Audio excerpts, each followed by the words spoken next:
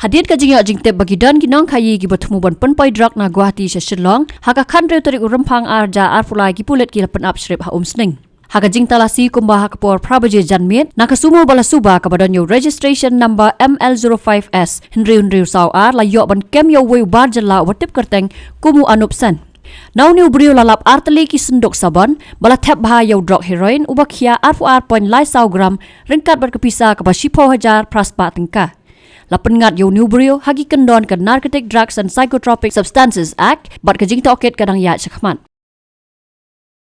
Congress's commitment to Meghalaya, a drug-free Meghalaya, strict action against drug peddling, an opening of 50 new de-addiction centers statewide. 5 commitments na kaseng Congress na kabinta ka 5-star Meghalaya. Kajing say so ha ka rap karyang kajing kmen ya kinong rap. Anda la pentrikam ka TMC ha ka ba shipawa jar tingka shisnem anya rap pisa ya baro kinong rap ha ka jylla lingba kajing pen mi ya ka scheme batmai farm Farmers Assistant for Rural Meghalaya.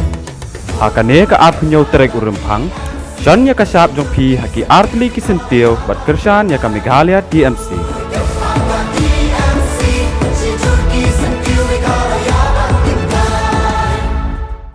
The rampant corruption in Meghalaya has choked the development process in the state. Is this the Meghalaya we dreamt of? It's time to speak up about the issues that are hampering Meghalaya's development.